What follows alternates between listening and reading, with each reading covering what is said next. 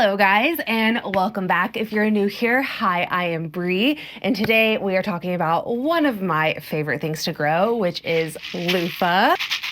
My loofah videos are probably some of my most popular, so if you found me from a loofah video, please let me know. But since those videos are some of my most popular, I often get tons of questions on how to grow sponges right in your own backyard. So today we are going to talk about all things loofah, how to grow them, how long they take, what I do to dry them if they're still green on the vine. I have a whole list set up, so let's just go ahead and jump in and talk about the loofah. So this is a dry, mature loofah. This is actually one from 2 years ago. I've just had it for things like this when I want to talk about loofah because the seeds are still in this one, so I can shake it like a maraca. I love how long loofahs last, but these things take a while to grow. So that's one of my most asked questions is, where am I located?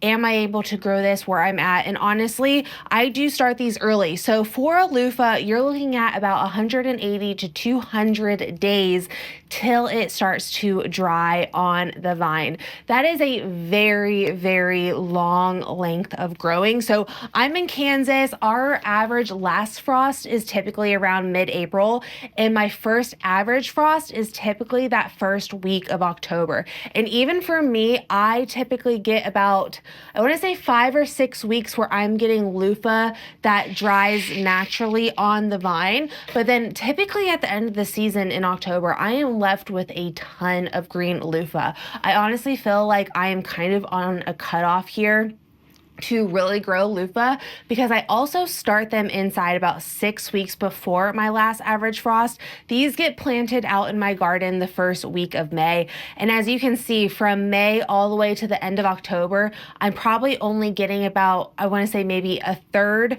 to half of my loofahs dried on the plant, and the rest of them are still green at that point. You can also eat these guys. So when they are young and kind of little, they fry up just like a zucchini, and honestly they're pretty good. So if you have issues with vine borer in your area, growing loofah could be one of those things where you grow it to eat it instead of letting it dry. But here in a second, a little bit later on, we're going to talk about, if they are still green, how to dry them. So like I slightly mentioned earlier, so I start mine early. If you're in a more southern area, you might be able just to direct sow them, but I direct sowed them, I want to say it was my first year, and I had just terrible luck.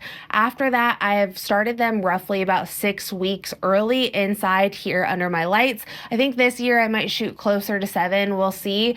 But 6 weeks has worked really, really well for me. And like I mentioned to you guys, my plant out date is May 1st. So I go off of a plant out date of May 1st versus my last average frost date. That just gives me a nice little buffer. So I will actually be starting loofah here inside in about 3 weeks or so. So we are on the stretch of getting these started inside. And that was another reason why I really wanted to sit down today, because I do know that there's a decent amount of people that follow me that live in a very similar area, and they've been really curious on when they should start their loofah seeds. So I'll be starting mine, I want to say the same week I'm starting tomatoes, which is typically mid-March. So planting and spacing is often another question I get. So loofah likes a really sunny location, so I put them in one of my sunniest locations. Plants handle the summer like a champ. I have a 20-foot trellis toward the back of my garden, and I plant them at the far side of that loofah trellis. And I mean, they climb all the way up, they go all the way down, and by the end of October, they're already climbing all the way back down again.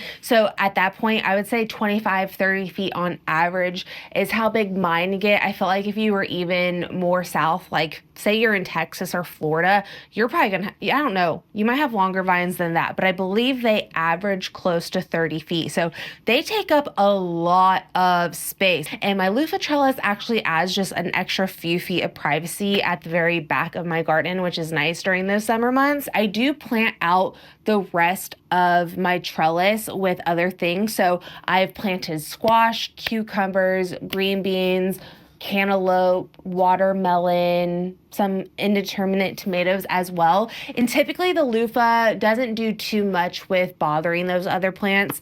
I've never had really a big issue. Last year was my favorite combo. I did loofah and mostly green beans, and I really, really liked the combo of those two. So that's my plan moving into this next year as well. I will also say, in my experience, loofah is a very heavy feeder, and it does really strip my soil every year. So I've done soil tests in those loofah years, the last few years, and pretty much all of my nitrogen is wiped from my soil.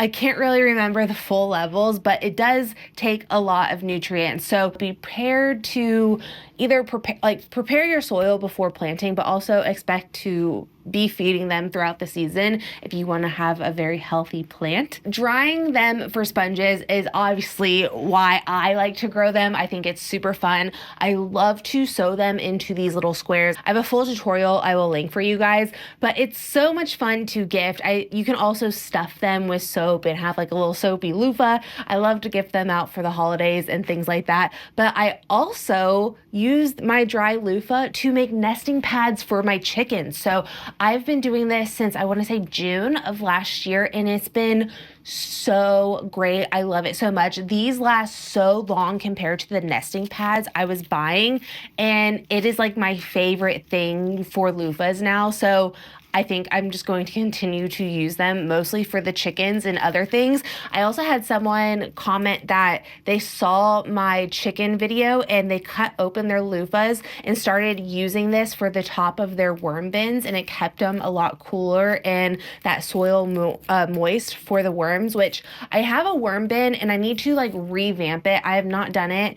I had a lot of issues here with us getting really hot and dry and not having a good location for the bin, but I really want to try that for the worms as well. So get creative with this. I like to think of it as like a fabric. So you can see here, I cut them into these little strips, and this is one of the most notable differences between drying them on the vine and drying them when they are green. So you can see the ones that are dried on the vine definitely have more of a linen beigey tint, and then the ones that were still green have more of this white tone. And I will say, obviously, like these are more mature, so I have found like in the past these are a little bit thicker than what these ones are, but if you fold these ones up, you're really not going to have any type of problem whatsoever. I use both. Obviously, drying them on the plant is your best bet, is the easiest, obviously, and it's so much fun because you get to break one of these open and just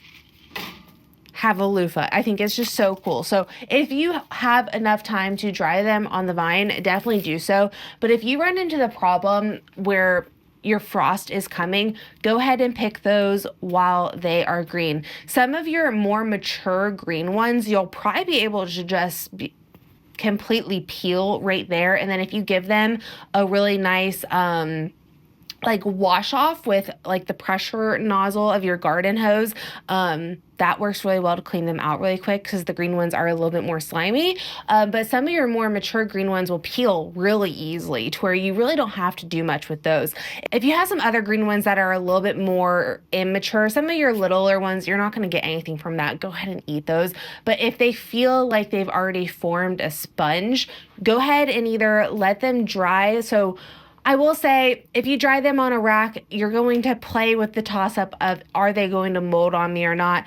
I will say I've had good luck and bad luck with this. One year I did it in my basement. That was terrible luck. The other year I did it was this last year. I tested it on my curing rack in my garage, and that worked pretty well. I want to say for probably about a quarter of them. But the one thing I did that worked really well was I did this drying method where I cut the ends of each of the loofahs. I put them in my oven for about an hour, I think around like 225 degrees or something like that. And then they were pretty easy to peel. It smelled like potatoes. It really wasn't like a bad smell or anything like that. And that was one of the easier ways to work with them while they are green. I've also done it where I've tried to just break open the skin and use a pressure hose to really clean them out, and that is such a pain in the butt. Do the oven method if you're planning on trying to save some of your green loofahs. I think it's the easiest. I was doing batches of I think like 6 or 7 at a time. So it really wasn't too bad, honestly. But those are a few different options you have to dry your own loofah and still get loofah if you are a little bit shorter of a season. I also don't have any type of issues with vine borer with loofah. They have a really thin vine, unlike a squash does. So that's something to keep in mind. If you've had issues with squash in the past, you're probably gonna have a lot better luck with a gourd. So I did also want to mention that one. But really, guys, as long as you have a decent growing season, I have found loofah to be one of my easier hands-off things.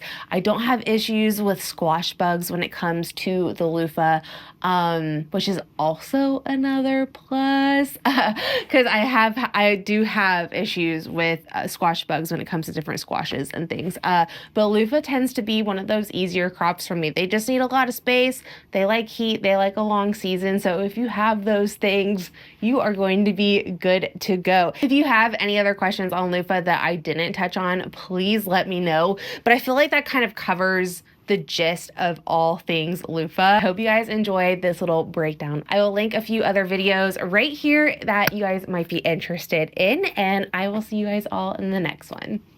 Bye.